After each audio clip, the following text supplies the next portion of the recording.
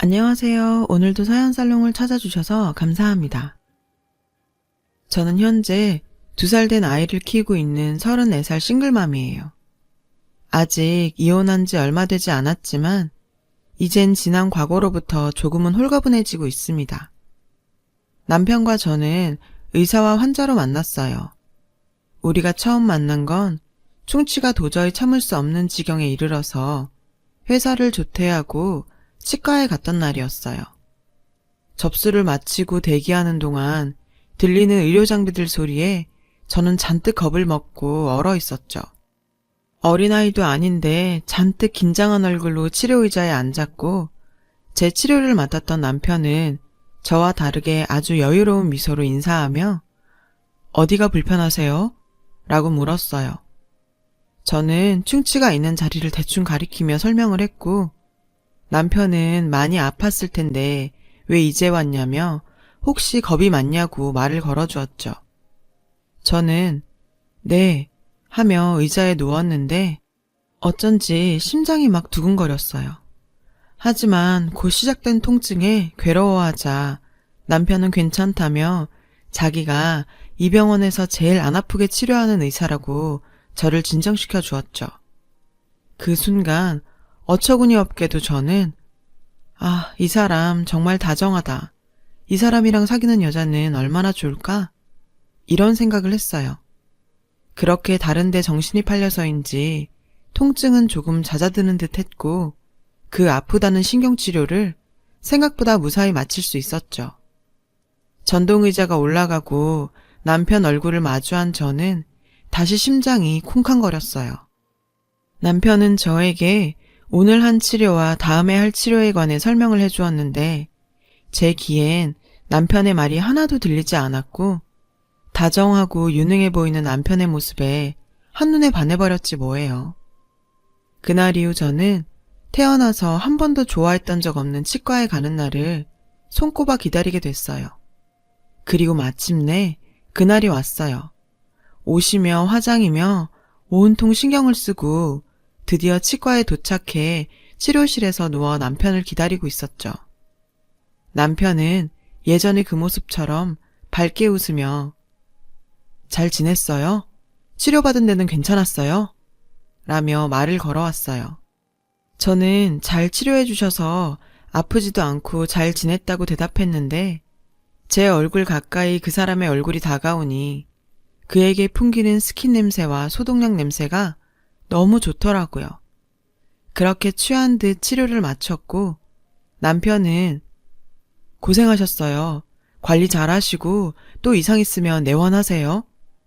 라고 말하면서 손에 낀 장갑을 벗는데 글쎄 그 사람 손에 반지가 끼워져 있지 뭐예요.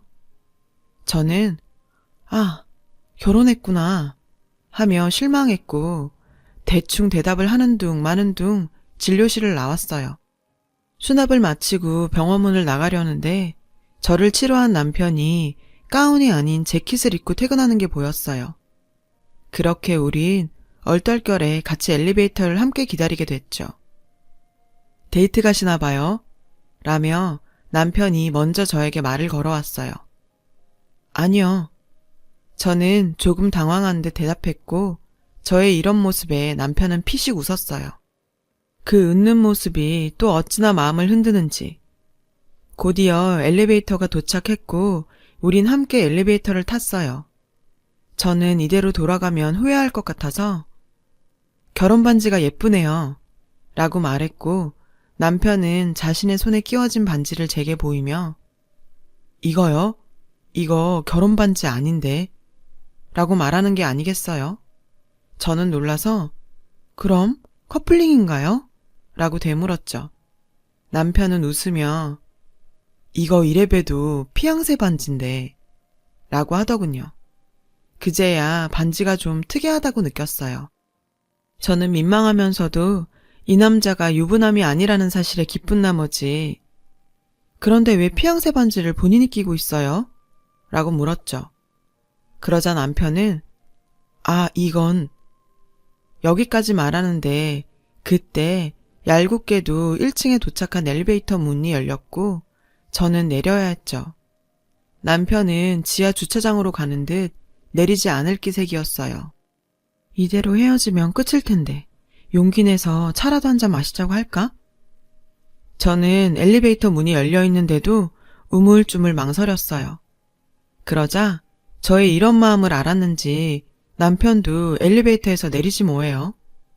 저는 놀라서 지하로 가시는 거 아니냐고 물었는데 남편은 웃으며 반지에 대한 설명을 안 하면 집에 가서 잠이 안 올 것 같다고 시간 괜찮으면 근처에서 커피 한 잔 같이 마시자고 하더군요. 마침 커피가 엄청 마시고 싶다면서요.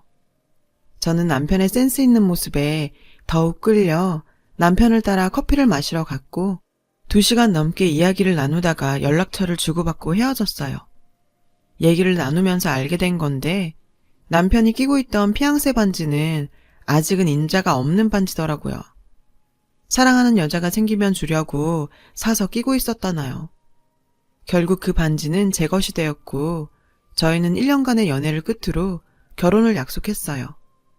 회사 동료와 친구들은 잘생긴 치과 의사와 결혼하는 저를 어찌나 부러워하는지 절대 외모나 조건을 보지 않았다고 말하면서도 저는 은근 이 상황이 싫지 않았어요. 제가 생각해도 제가 괜찮은 결혼을 하는 것 같았거든요. 하지만 역시 잘나가는 아들을 가진 어머니는 콧대가 높았어요.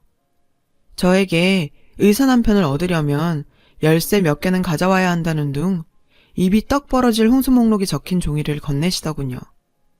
혼수 목록을 보니 온통 당신이 입고 쓰실 물건들이었죠. 저는 이 결혼을 꼭 하고 싶었기에 이런 건 저희 결혼과 상관없지 않냐고 따지지도 못했어요. 당시 저는 결혼 자금을 모으려고 적금을 붓고 있었지만 혼수 목록을 채우기엔 턱없이 부족했어요.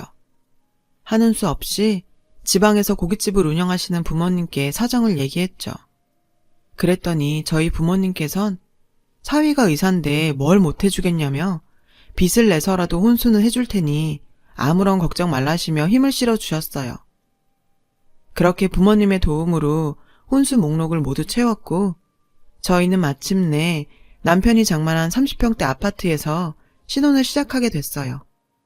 친정부모님께 손 벌린 것도 죄송하고 아파트 역시 대출이 있어서 저희 부부는 맞벌이를 하며 여느 신혼부부처럼 행복한 시간을 보냈고 그렇게 1년이 지나자 시어머니께선 신혼생활도 할 만큼 했으니 슬슬 아기를 가지라고 압박해오기 시작했죠. 저는 아직 대출금도 남았고 아이를 가지면 직장을 다닐 수 없으니 조금 더 시간을 갖고 싶다고 말했지만 시어머니는 그러게 네가 집이라도 떡하니 장만해왔으면 좋았지 않았냐?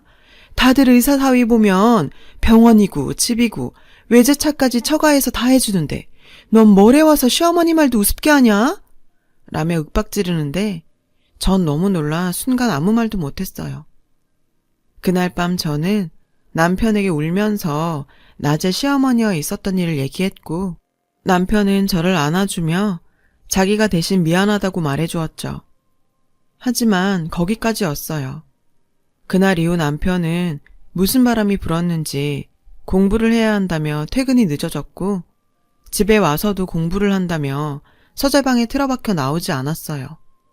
저는 그런 남편 때문에 혼자 밥을 먹거나 남편을 기다리다 먼저 잠드는 날이 많아졌고요.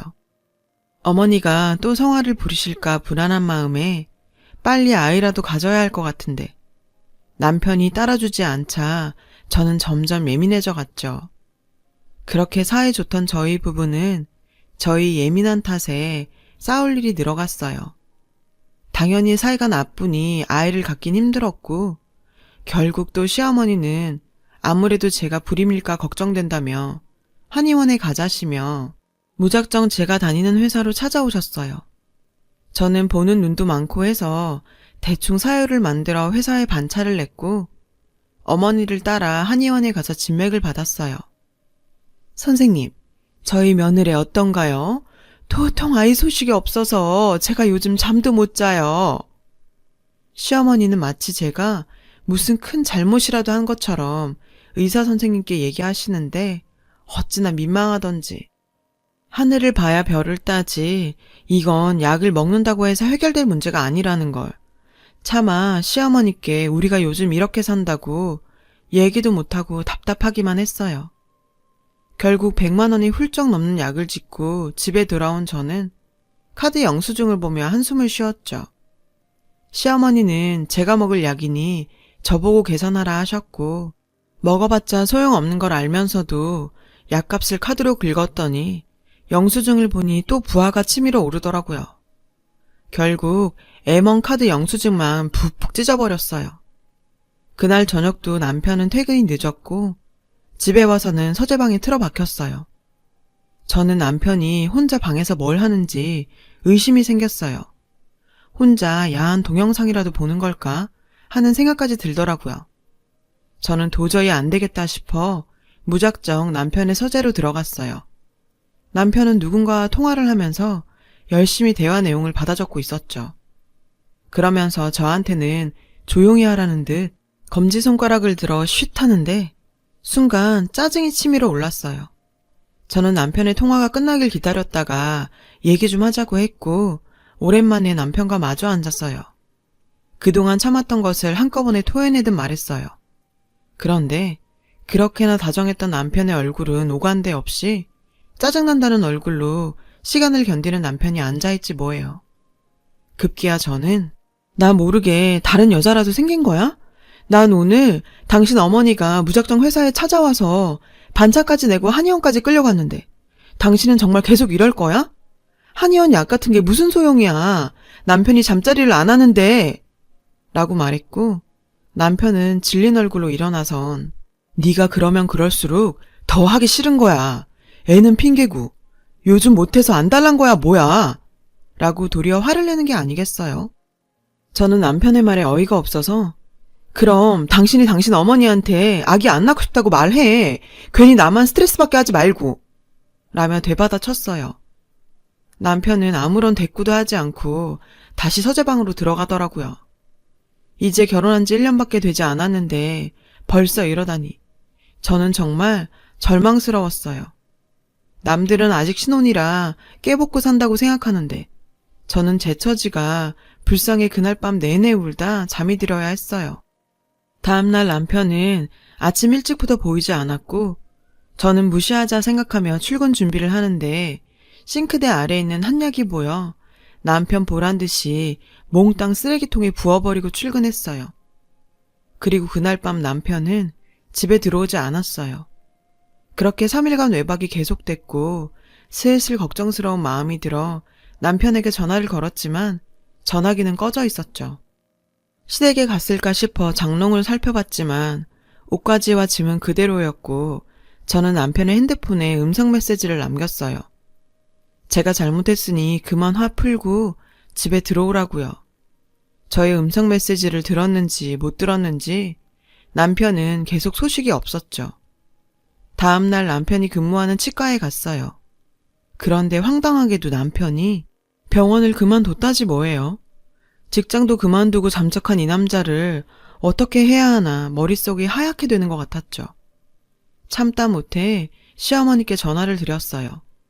시어머니께서는 마침 전화를 잘했다며 다짜고짜 만나자고 하셨고 그렇게 시어머니를 만난 저는 또 한 번 충격적인 얘기를 듣게 됐어요. 글쎄 남편이 저 모르게 결혼 전부터 꾸준하게 주식 투자를 했는데 최근에 개원하고 싶은 욕심에 크게 투자를 했다가 잘 되지 않아 빚만 지게 생겼다고요. 그걸 해결하려고 퇴직금도 다 털어넣었지만 되지 않아 갚아야 할 빚이 5억이 넘는다는 거예요. 너무나 황당해서 말이 안 나오는 제게 어머니께선 이제 내 아들 어쩔래? 라고 하시길래 그게 무슨 소리세요 어머니. 오히려 여태 모르고 당한 건 저예요. 라고 말했지만 시어머니는 끝까지 제 탓을 하셨죠. 마누라를 잘못 만나 내 아들이 거지꼴이 된 게지. 네가 남편 빚 다 갚아. 잘 사는 처가를 만났으면 왜 아들이 개헌할 생각에 이런 일을 당했겠어. 다 보잘것없는 집안에 너랑 결혼해서 생긴 일이니 책임져라. 이러시는 거예요. 저는 시어머니께 책임을 지든 이혼을 하든 남편을 만나야겠다고 말했고 시어머니는 지금 남편은 빚쟁이들에게 도망다니고 있어서 자신도 어디에 있는지 모른다고 하시더군요. 그러면서 남편이 쓰고 있다는 대포폰 번호를 알려주셨어요. 집에 돌아와 당장 남편이 쓰고 있다는 대포폰으로 전화를 걸었어요. 곧이어 남편의 목소리가 들렸고 저는 도대체 왜 이 지경까지 만드냐고 오열하며 바닥에 주저앉았어요.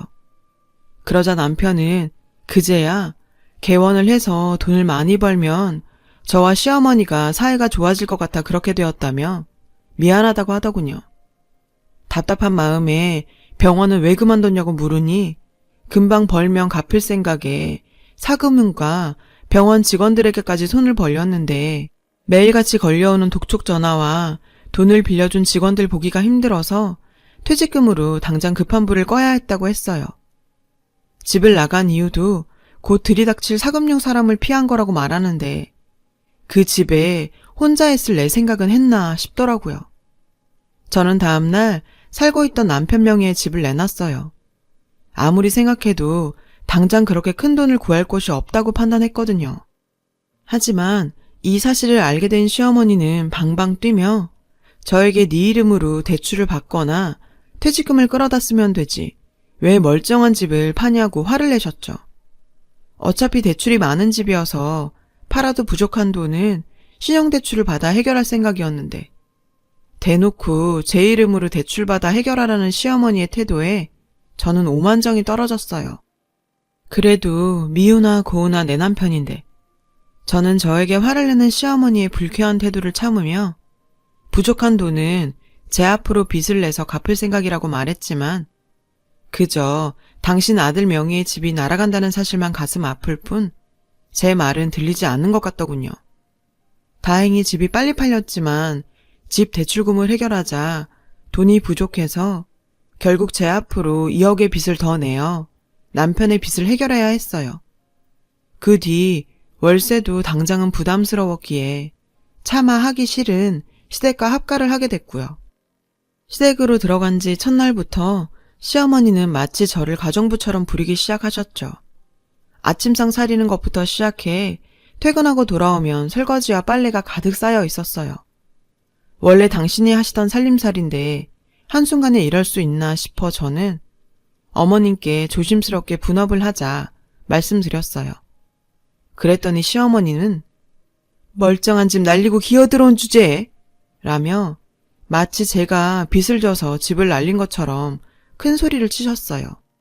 생활비 내놓으라 하지 않는 걸 고맙게 생각하고 시키는 거나 잘하라고 하시는데 저는 정말 남편도 남편이지만 시어머니 때문에 당장이라도 이혼을 하고 싶었어요.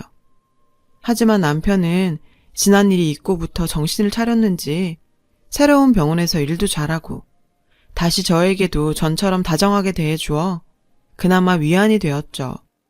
시어머니는 얄밉게도 남편 앞에서는 저를 구박하거나 말을 함부로 하지 않으셨어요. 처음에 남편에게 하소연이라도 하고 싶어 시어머니와 있었던 일들을 얘기했지만 그럴수록 예전처럼 저에게 또 질리지는 않을까 겁이나 그만두었죠. 시어머니와는 불편해도 남편과는 이대로 잘 지내니 얼른 돈 모아서 분가하는 게 낫겠다 마음을 다잡았어요. 그리고 8개월 후 저는 임신을 했어요. 하지만 입덧과 하혈을 하는 통에 회사를 그만둘 수밖에 없었어요. 시어머니는 그렇게 노래를 하던 손주를 가졌는데도 예전과 별반 달라지지 않았어요. 오히려 저는 회사에 출근을 하지 않으니 하루 종일 시어머니에게 시달리는 신세가 되었습니다. 그렇다 보니 일을 쉬는데도 하혈은 여전히 잦았고 결국 병원을 찾게 되었어요. 병원에선 임산부 3명 가운데 1명꼴로 출혈을 경험하긴 하지만 출혈량에 따라 문제가 될 수 있다며 절대 안정을 취하라더군요.